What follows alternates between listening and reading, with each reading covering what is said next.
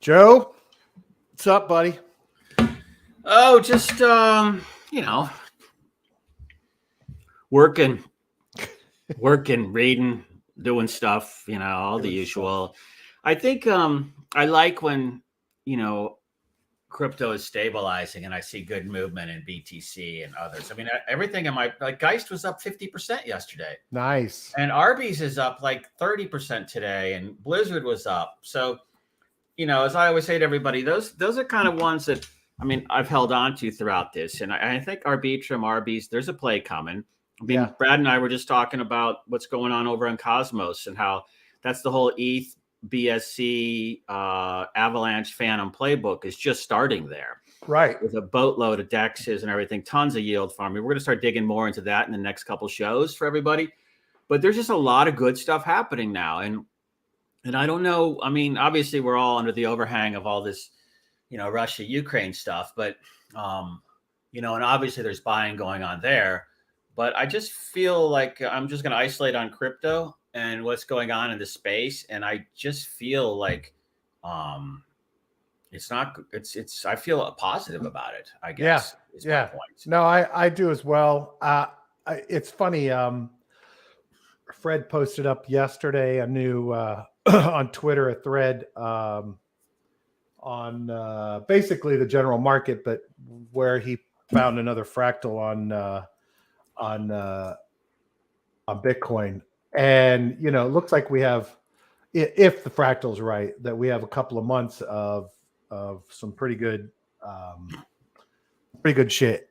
And so Fred abandoned his fractal and pick and choose another one. No, he created another. He used the same model that he uses to create it. He just was taking a look at a different time frame and a different economic model. Here, he of course tweeted, "Let's scare Twitter a little bit," which is great. See, this is why I don't really like fractals.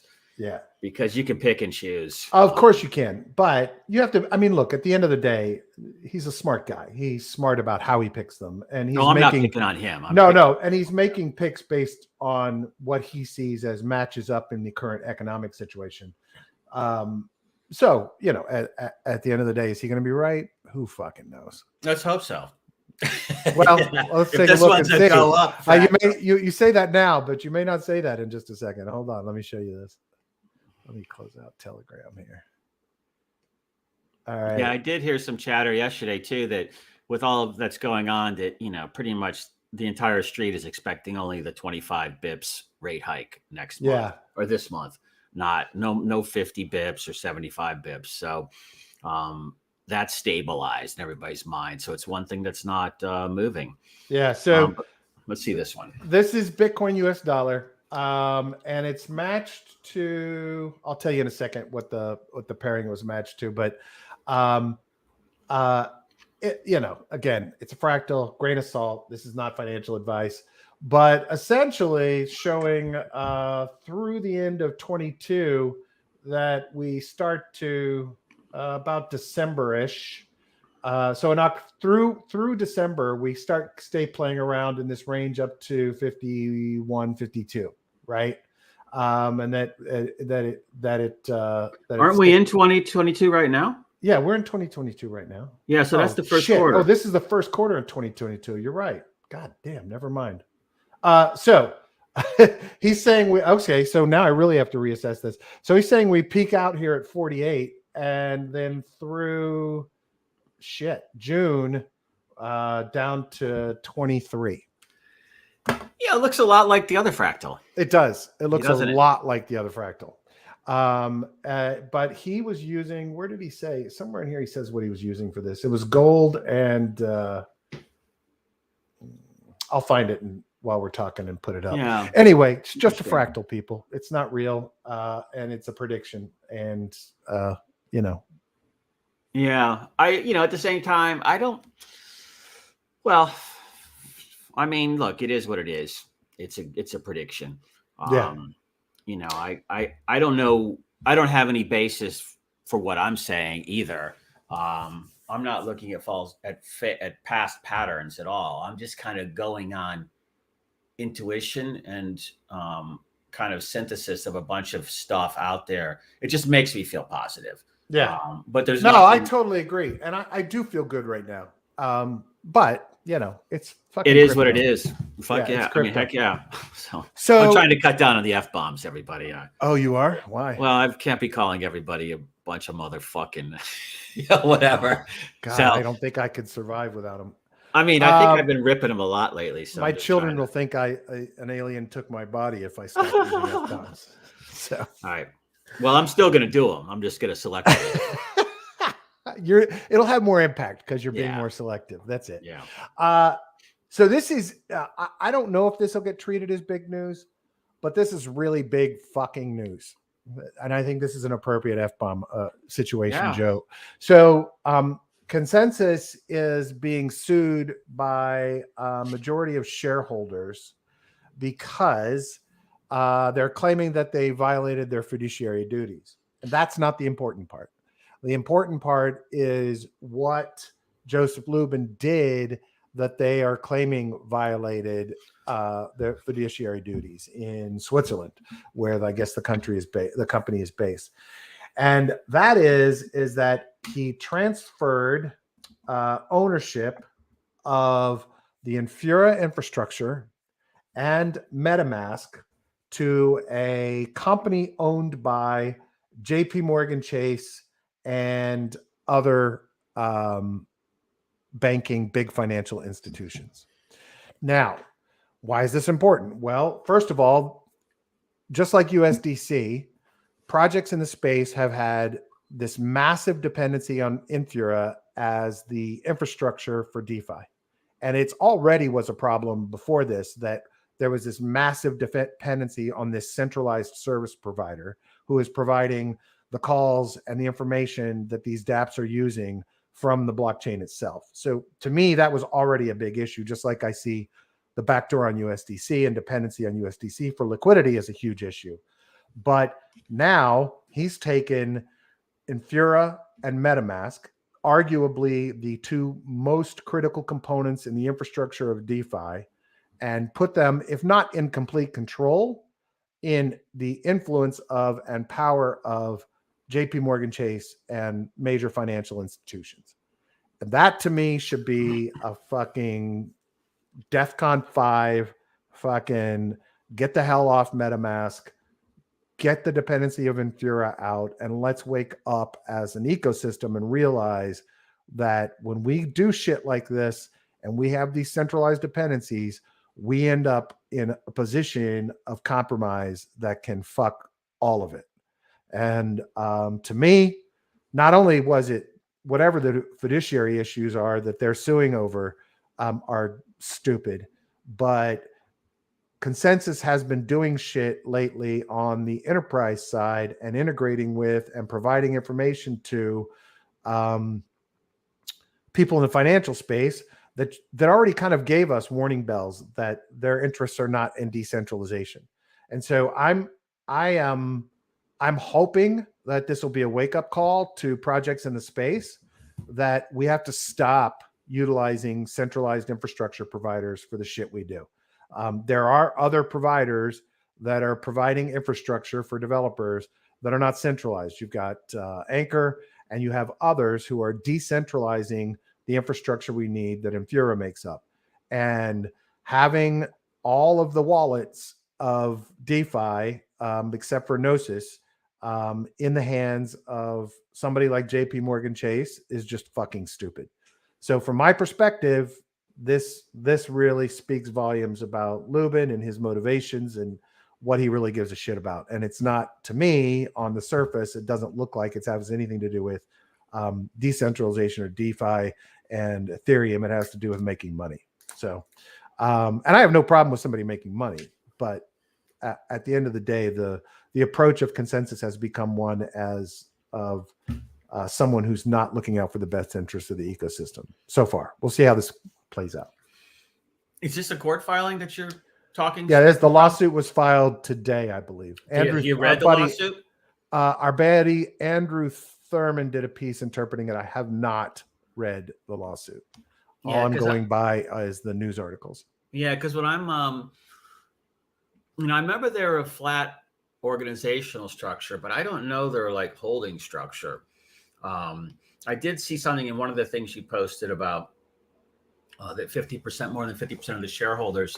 I mean, I think that they're probably just pissed they didn't get enough money is my first read. That's when you file and you get a bigger chunk to settle. But I don't know. I haven't seen their response either. I think that Joe's a pretty smart guy. And, I've talked to him a couple times. He's driven and he made mistake when they first started up. Everybody was kind of like flat org structure. Everybody's a direct report to Joe Lubin. I mean, that's going to be a friggin' nightmare for him and everyone else. And so then they changed. They went more vertical orientation. So I don't know what the deal is on how they moved this. I was just wondering if there was more details because obviously if half the shareholders are pissed off, I think they're probably less, what's the right word? Less focused on decentralization and more focused on money is my guess. I don't care what their motivation is. I'm glad they did it. So we know what the fuck's going on. Right. But we don't know. We just know some second, third hand reports right now. Well, from what I'm understanding, from what I read, the transfer to JP Morgan Chase and the financial institutions is not in dispute. That did happen is for what I'm reading from the articles. That's not the contention. JP Morgan. The contention is that they were not involved in that decision as shareholders, which was required under the terms of whatever their ownership is. Well, the board usually makes those decisions, and then there's a shareholder vote. So I think it was kind of a dead of the night move in some way that they thought they could get around whatever the rules are or the operating agreements are or whatever else. Again, I don't give a shit what their motivation is. I'm glad they're suing because this is the kind of shit that needs to be brought up. But you don't know if they actually really did that, what you just said. They transferred it, but you don't know if it was dead of night. You don't know. Yeah, but like I said, I definitely don't know how it happened. All I can tell you is what the basis of their suit is that they were not involved when they are claiming they should have been involved. Again, well, it'll resolve in court. Swiss courts are good. I don't give a shit about the fiduciary issues. I don't give a shit about those shareholders. All I care about is that the transfer happened and that the ownership maybe they're wrong. Critical DeFi infrastructure is now in the hands of people I don't want it in the hands of. I don't know if that's taking a pretty big leap. Look, think about all those Trump lawsuits. If you just read the first lawsuit filing, everybody goes, oh my God, it's horrible. Everything was stolen. But then when you go through and you resolve it all in the courts, you realize it was just a bunch of bullshit. So I'm wondering in this filing too, this is usually what you do when you file and sue someone is you throw it all out there to get the horrible press and everything. But it never usually is quite that bad. So I'm kind of curious to see how this does resolve. But as to your end goals, yeah, I agree with you. Like I said, I don't give a shit about the merits of the lawsuit. I just care about whether or not the intellectual property and the operating entities associated with MetaMask and Infura were transferred to an organization significantly owned by JP Morgan Chase and other financial institutions. That's all I care about. Transfer I could give a shit about anything sold. Else. Okay, it means sold. So somebody got money for it. And that's the more important issue to me is, did these guys get money, this 50% that's suing, or do they not get enough money or what? Because you can't just move assets out of an organization and pocket the proceeds yourself. So to me, I don't know if it's in control of JP Morgan yet. I don't know any of that. So I would just wait and see what they say. But this doesn't seem like the type of thing that Lubin would do and sell something and take the money himself. Although he is the one who put up the $4 billion to start Consensus. Well, they are claiming that he got a $39 million, an offset of a $39 million loan. I have no idea. Well, so he probably took a loan out from the bank and then they forgave the loan or paid it off for him. Something in return for that. But, look, he doesn't need $39 million. I mean, this guy was worth at one point, 20 billion plus, and he put, I think, 4 to 10 billion into Consensus. It's his organization. So a lot of times you can kind of do what you want in that situation. But as to what you're talking about, if indeed all of these decentralization tools have been sold to a centralized entity, that is concerning. I just don't know what the truth is at this point. Uh, I don't either. I don't see them in either of the articles denying the transfer, but we'll see what happens. But the transfer, that's, to me, that's not the issue. The offset is the issue. No, that's not the issue. I don't give a shit. Like I said, I don't care about the mechanics of who made money and didn't make money. It's who now owns parts. So you think he shouldn't have the right to sell the stuff he has absolutely the right, but we have the right to not use his shit. Use other stuff. Exactly. So that's my point is this guy plays the I love Ethereum, I am all about Ethereum and decentralization game publicly. If this happened, he's full of shit, right? If you're selling out to JP Morgan Chase critical infrastructure to DeFi and Ethereum, again, the company's not denying that the transfer happened. Yeah, but so you don't know if you're saying they can't sell it then. No, I'm not saying they can't sell it. I'm saying they can do whatever the fuck they want. I don't have any way to restrict what the fuck he sells. My point is the community needs to understand that he doesn't have the best interests of the ecosystem at heart if this is what occurred. He's full of shit. And so if this is what occurred, then we should not be utilizing anything produced by consensus for a decentralized ecosystem. That's my point. Yes. Yeah, I agree. Yeah, I agree. Okay. But he's probably teaming up with Hoskinson at Cardano now. They're getting the band. That would not surprise me at this point. That would not surprise me. Your two buddies will be in one place. Yeah. I mean, look, they have a big partnership going on with JP Morgan, UBS, and MasterCard, right? Obviously, there is some benefit to on-ramps into DeFi from those big banks. Yeah. Absolutely love it, support it, want to see it, want the banks to accept that, this is reality and this is where we are. But when it comes down to handing over infrastructure for decentralization, selling infrastructure for decentralization to those folks, I got a problem. So that's where I am with this. Well, I think, if I can maybe try to close the gap between our perspectives, I think it's the language and the messaging that he's putting out is probably not indicative of his actual behavior. There you go. And absolutely not. I think that is what I think the community needs to understand. And if it's true, then there's plenty of other alternative products to use. Of course. And I encourage everyone to go check out Robbie. I'm having a great experience with it. If you are a developer and you have testnet requirements, that is still coming from the development team. I've interacted and had discussions with the CEO there.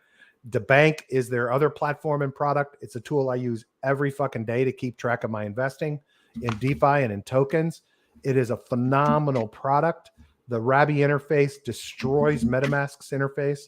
You see all of your DeFi and your token investments in the interface of the wallet, and adding and managing your wallet addresses and your accounts there is awesome. There are links in the interface directly to the DeFi platforms where you have your investments. Superior interface, superior experience, and not MetaMask. So yeah, I've heard great things about Ravi too. Yeah. Hold on one second. Just want to check something real. Check your messages. Telegram. See. Yes. Okay. Yeah. No, I mean, look, Ravi is the one you want for the future. I mean, it's the one that is like, if you're concerned about centralization and, I don't really worry too much about it because I'm stuck in America. So I have to put up with it. But if you're somewhere else or here even, and you really believe this is the wallet to go for. Because it has unique stuff. I mean, Brad's more into it than I have, but I've been hearing, into knowledgeable, but I'm hearing lots of good things from him on it. And I've looked at it a little bit myself. I'm just too lazy to switch, but this kind of stuff makes me think, okay, maybe I should take 10 minutes and switch some stuff over and start testing it out more. But yeah, Robbie, I think that's a top tier new product. What are some other ones that you like? From a wallet perspective, Yeah. I haven't used much. I've had some discussions about Frontier. It has some limits on DeFi capabilities right now. From my perspective, Robbie's much further along.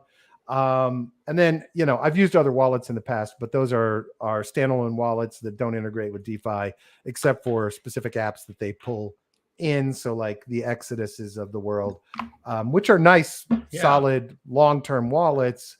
And we actually use Exodus for managing material indicators treasury of crypto, but it's not something that's adaptive for DeFi. Oh, yeah. No, I still have Exodus from 2018.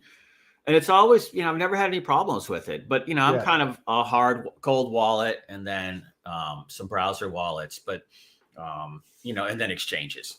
Yep. But to me, it's got to go to the next level. And I think things like Robbie and even like Frontier could be things that would be very, very helpful to our listeners. Absolutely. Absolutely. Well, and like I said, for me, from a user experience perspective, if I had no problems with what was going on over at Consensus and MetaMask, and it turns out everything that's been accused is wrong, I'm still not moving back to MetaMask because I had already switched to Robbie because it's a far superior user experience for a DeFi investor. It's just far better. It's dramatically improved. I need to get my ass over there and check it out more so I can speak to it better. Phenomenal. So you're completely out of MetaMask already? I haven't used MetaMask in weeks. Oh, good. Yeah. I always worry about these browser wallets. Yeah. No, I mean, look, I'm connecting hardware wallet to it. That's still the normal thing. And there's a setting in Robbie to say, anytime a DeFi app calls for MetaMask, Robbie will intercept it and take it for you. So it'll operate the same way MetaMask does. So you have to approve a transaction. The DeFi app will see Robbie as MetaMask and will open up that transaction for signature. So it works exactly the same way. Who developed that? I mean, DeBank. The company is DeBank, and DeBank is the one that has the awesome portfolio platform. Really impressive. They just raised $30 million 2 months ago, month and a half ago, something like that. Trying to get the CEO on, but he's a little shy. So we'll see. Well, I like their ability to terminate smart contracts. No, they have that built in as well. Exactly. That's super handy. I mean, of course, on Ethereum, it's a pain anywhere because it's expensive, but on all the other ones, it's super cheap. Yeah, they also have this feature, which is nice. Every time you do a transaction, it runs a security pre-scan on it and kind of tells you whether the signature of the transaction seems secure or not. Now, you can't completely count on that because they can't interpret every situation, but it's better than what you get elsewhere. So that's cool. Yeah, it's very nice. Man. Very nice. I don't want to spend a bunch of time on world problems today, but I just wanted to quickly say one thing. I had a video conference with some developers in Russia and people that I have known and trust who are good people. And I have been, like everybody else, calling for severe economic sanctions on Russia in order to pressure somebody there to kill Putin. Just to put it short and sweet. Wow. Right? Okay. We're going to go there. All right. That's so what we all really short and sweet. All right. Yeah. I mean, that's all let's cut to the chase. That's what we all want, right? We want the man dead. So, and I have been calling for severe economic sanctions in order to get the people of Russia to pressure them. But I will tell you, after having a conversation with these folks, and this was about a project, not the intent of the conversation was not, what the economic sanctions are doing. I will tell you that it's making me think more about how hardcore I am about that position. Because the people I spoke to today are a group of people that, I don't want to, that are not supportive of the actions of Putin and the government right now. And we all know full well that elections in that country are not real elections. So I just want all of us, as we kind of, whether or not we decide that economic sanctions are still the way to pressure the Russian people to do what needs to be done, I think the vitriol with which we are responding to Russia as a whole, at least mine, is going to be stepped back a bit, because when you're talking to a group of people and you're looking at them and you can see that they're scared and that they're already feeling the economic impact, it doesn't equate to anything that the Ukrainian people are feeling. And I don't want anyone to think that that's what I'm saying. But what I am saying is that there's a huge number of people in that country that are stuck in the middle of this fucking thing, and they didn't choose it. Just like I didn't choose Trump to be my president. I didn't choose Trump to be to try to bribe the Ukraine or hold off weapons from them, or try to weaken NATO. The question is, should I be economically punished for that if Trump was still my president and those actions were still occurring? So it just has really made me think about the perspective of other people on the other side of this, and that, if nothing else, the rhetoric probably needs to be stepped back a little bit. So anyway, just wanted to say that, because we work with a lot of developers in this world that are Eastern European, Russian, Ukrainian, wherever. And they're some of the most talented people I've worked with in the space. And so just want to remember that there are humans on the other side of things. I think everybody gets that. I guess, to me, whenever you take it down to the individual level, and, we've talked about this before, I have a lot of Russian friends here in South Florida, some in London, and, some of them's parents were in the Soviet Army, and, they were in GRU, which is, they're in military intelligence group. Right. And you realize that at different times, when I was in West Germany, they were in bases in East Germany, and, and they don't even know the names of all their intelligence organizations. So they're really kept in the dark in general. And I empathize with people like that, you're on the sharp end of the stick right now. But whenever I start feeling a little bit compassionate, then all of a sudden I think about the Ukrainians, and I'm like, well, yeah, they're fucked too, but there's my F-bomb for the day. And they're, and they're just getting pounded. So, yeah, I mean, of course, it's hard that, look, like you said, there aren't really elections in Russia. It is a totalitarian dictatorship. And, in order, the people have tolerated it because they've had access to Western goods and prosperity and this and that. And, and I see that, they have to basically want him gone too. And I'm sure they say they do, but, actions speak louder than words. And, when I see what's going on in a couple of examples, DOJ and EU enforcement authority of some kind, they're tracking down all this. We talked about this the other day, the super yachts of all the oligarchs. They're tracking all their assets. Right. They're getting ready to start seizing everything. So those guys now, and you see a lot of fissures in them. I've heard at least 4 of them have been coming out against the war thus far. Yeah. Because now they're realizing, holy shit, they're going to take all our money. Cyprus is in on the game, blacklisting and sanctioning Russians, and that's the biggest Russian laundromat out there. Switzerland's in the game now, freezing, I think, 14 billion in assets. London's shutting stuff down. So they're getting hammered. And then you realize in the field, that 40-mile long convoy north of Kiev that I've been saying is like a Apache helicopter pilot's wet dream. It's running out of gas, and soldiers are just walking away.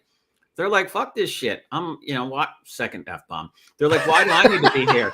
You're going to go for a fucking record with the F-bomb. Yeah. But I mean, it's like, they're like, God damn, they're like 18-year-old kids, and they didn't even know where they were going. They don't even, half of them don't even know they're in Ukraine. Yeah. And most of them have been told they're there to stop Nazis. Right. Yeah. And so, and that Ukraine wants nuclear weapons. Well, Ukraine had nuclear weapons. They were the third nuclear power in the world. And they gave them up in maybe 91-ish with a treaty with Russia and the US that guaranteed all their borders and territorial integrity. And I bet they're rethinking that right now. But the point is that I'm sorry for our friends. And, they'll recover. But, at the end of the day, somebody's just gotta, I'm not going to go as far as what you said, but I'll say something like, bring him to The Hague and let's Milosevic this guy. something like that. But, it's going to be more practical than that. Somebody's just going to send a head in a box, Yeah. and it's going to be all over. So, then you see things like, I saw something else that, there was a Chechen hit team going in to take out Zelensky, and, the Ukrainians just smoked them all.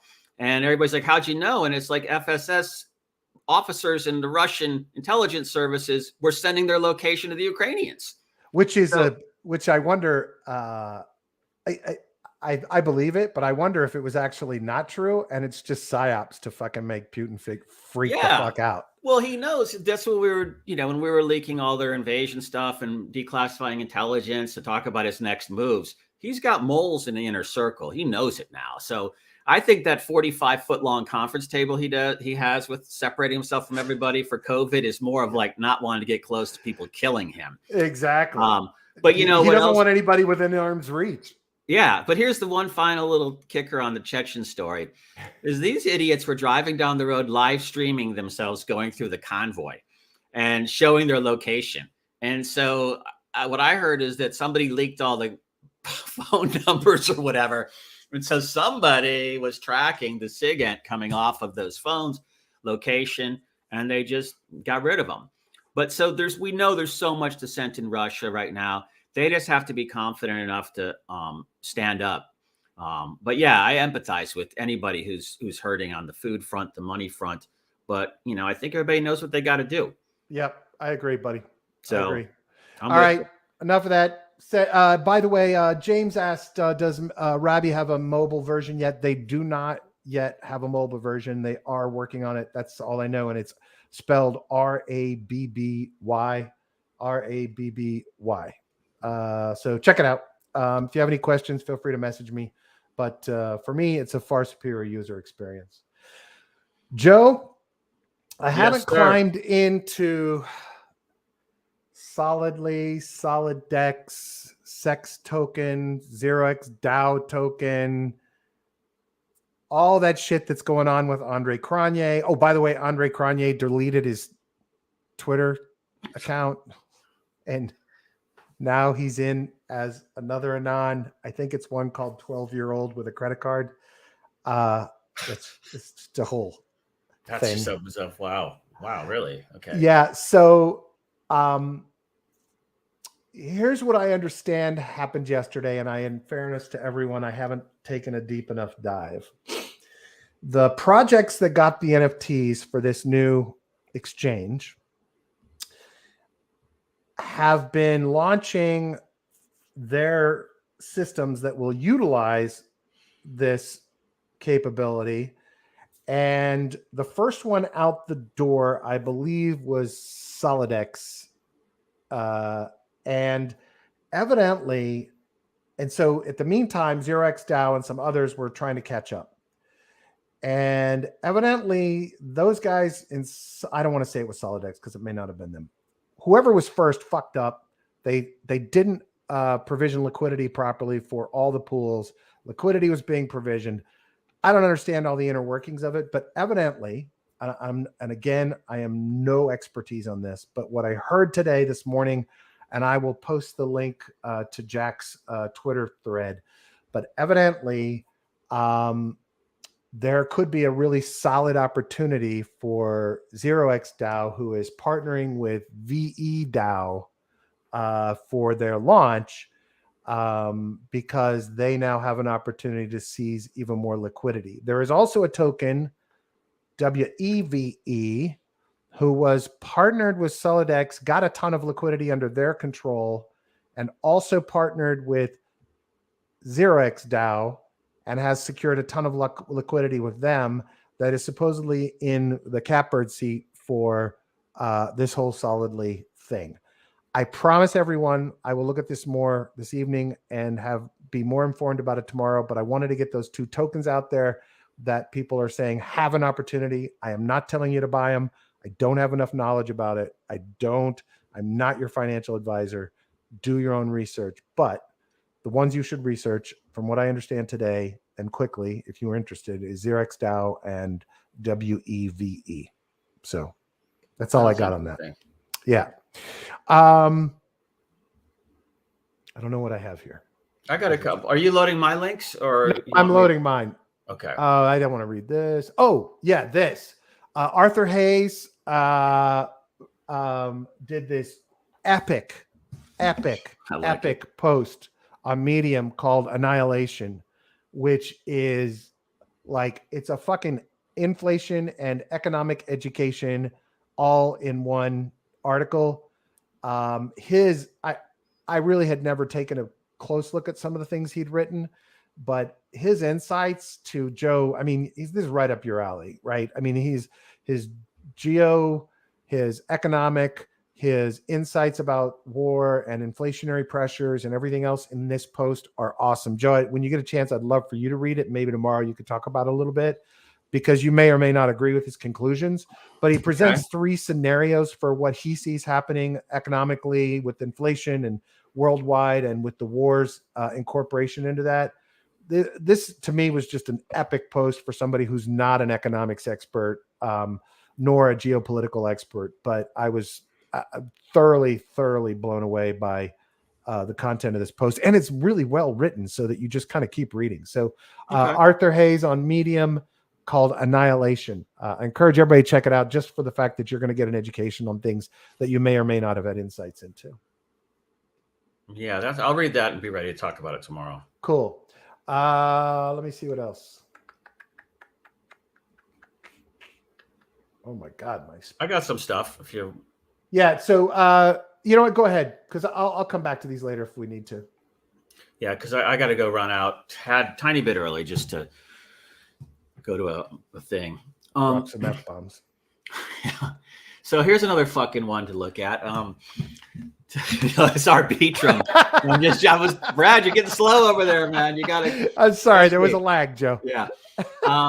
Arbitrum's launching something AnyTrust chains, ultra low cost transactions, strong security guarantees, operate alongside Arbitrum One. I've heard a lot of talk about this in some of my channels. I encourage everybody to go take a look. There's a Medium article here called Introducing AnyTrust Chains, Cheaper, Faster L2 Chains. But, Arbitrum, that's where Arby's finance is. And, I've been messing around in there a little bit, but not too much. The guy at Citadel, billionaire, admits he was wrong about Bitcoin as Citadel looks to I forgot markets. About that yesterday. Yeah. So this is interesting. So we got another, normie. Well, I don't want to call a billionaire a normie, but we got another TradeFi guy, hedgy dude, who's coming to crypto. Yeah.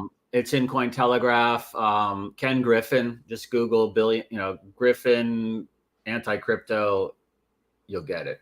Gotta turn those alerts off, or Chuck's gonna get pissed. Most Bitcoin investors who bought at all time have sold at the all-time high, which I thought was kind of interesting, because that's the one that you don't want to do.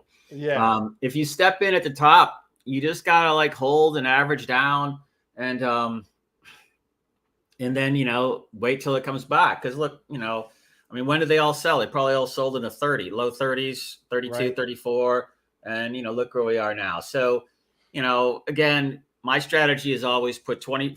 Particularly if you're buying into these big coins like Bitcoin and Ethereum, whenever you choose to get in, you come in with 25% of what you plan to invest, keep the other 75% in reserve, and then commit that in the dips.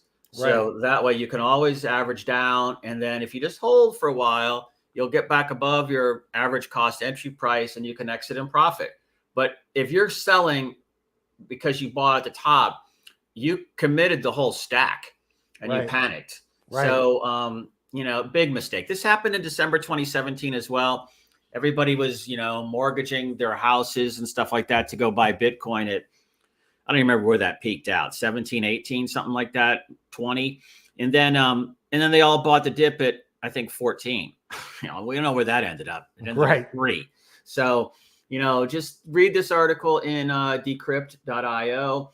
Kazakhstan no longer the promised land for miners. So, something's shifting there. All the miners are leaving again. I think they started raising electric there, right? Because it was harming the infrastructure in some way. I think Kazakhstan a couple of weeks ago said, "All right, you guys are no longer getting a free ride, so it's costing more than it's worth." Yeah, and the reason those usually were in China and Kazakhstan is because, somebody's got ties to government officials or local government officials, and they can just spike into the power for free, Right. or into a dam or something like that, and siphon it off. Of course, they have to pay everybody off to do it, but that's kind of normal in those markets. So again, where's everybody going? Texas, evidently. So Yeah, a lot of folks heading there. yeah, so worth looking out. Now this is somebody sent me this. I have it. I don't know what the thing is. There's an airdrop going on here on Marble DAO, but it's over on Cosmos. So yeah, I think you got to use the Kepler wallet. But just take a look if anybody's got stuff staked over there. I think Juno or Atom is the Cosmos token. I think you're eligible for tons of these airdrops. So this is marbledao.finance/airdrop. /airdrop. Okay. So Cool. take a look at that. And then I had some other stuff, but I'll save that for tomorrow. One other thing I did see, let's see if we can pop this up real quick. I did see that something about Ukraine. They're now accepting Polkadot donations as well. And I've heard that, what's the number on how much they've raised so far? I have no idea where it is now, but it's got to be,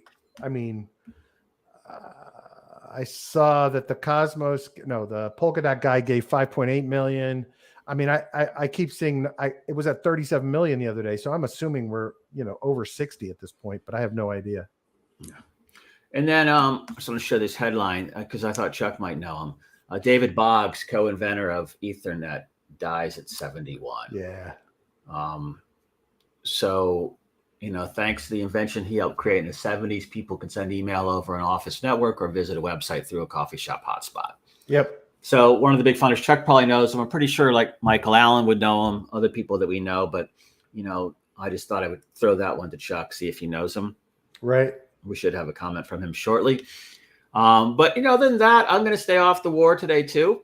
I did see one thing that I think it was down here.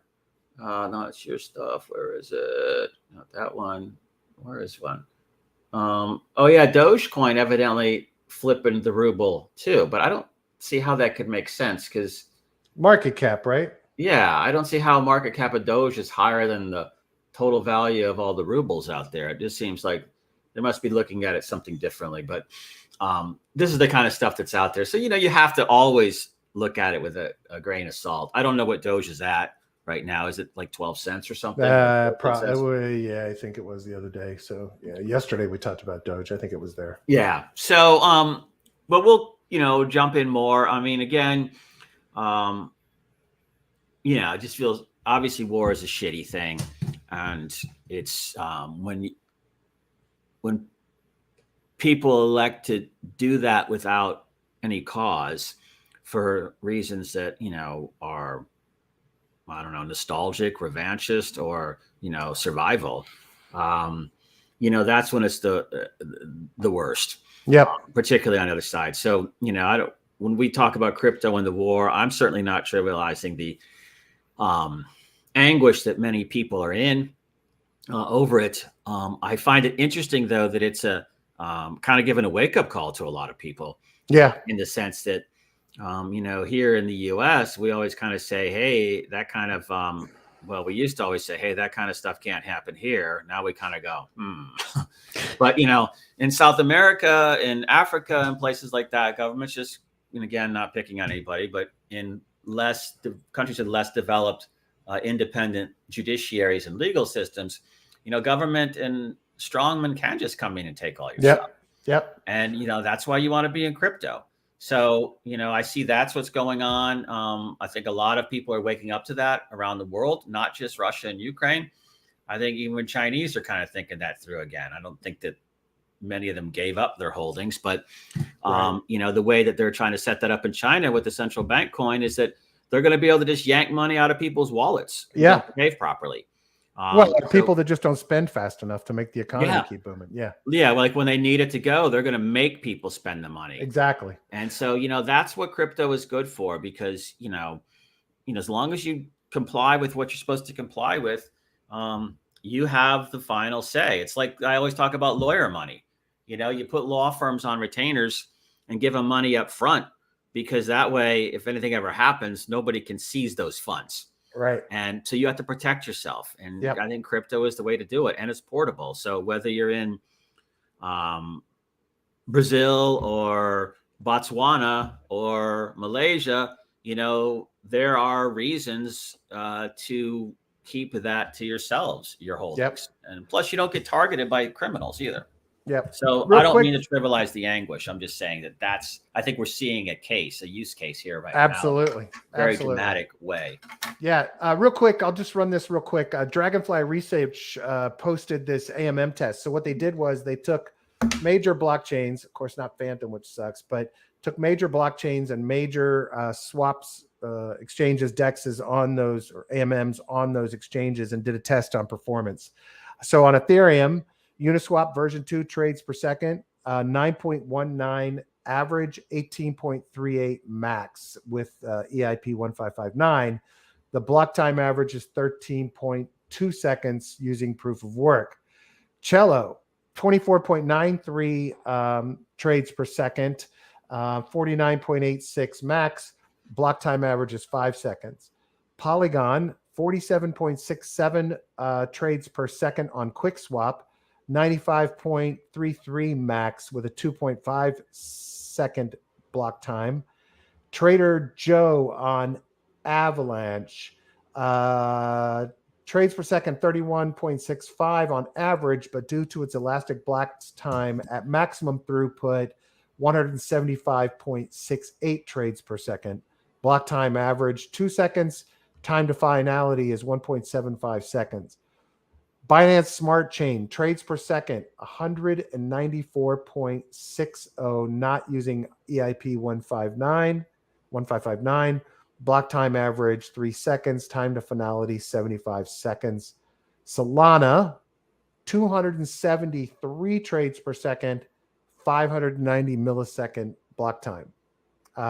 What's interesting is I can't comment on Avalanche, but there's an argument here to be made that the proof of stake networks with the greater degree of centralization are the ones that obviously are faster on a proof of stake side. But I think there's a happy medium here. I'd love to see Phantom's numbers on here, but they didn't test Phantom. Yeah, no, I mean, look, to me, it was always gas fees was my biggest thing. Well, sure. Not speed, but once you're off Ethereum, it's pretty. Yeah, it's cheap. Yeah. And look, with some of these DeFi strategies that we use, you definitely need speed of execution. Yep. Because with that volatility, you don't want to be closing the next sequence trade when the prices move dramatically in one direction or the other. Yeah. And then sometimes they don't get filled. So good information. Yeah, definitely. Joe, I'm done. I got to go. Me too. Have a great day, man. Good luck to your daughter today in the tournament. And thank you. Thank you, everybody, for listening and watching. We love you. Please rate and review us on Apple Podcasts or on YouTube or both. Subscribe, follow us, turn on notifications. If you have any questions, ideas, thoughts for a guest or anything else, feel free to reach out to me at B05Crypto, B05Crypto on Twitter or Telegram. Thank you for listening. We'll see you guys tomorrow. Thanks, Brad. See you, buddy. Have a good day. All right. Talk to you soon. Bye. Bye-bye.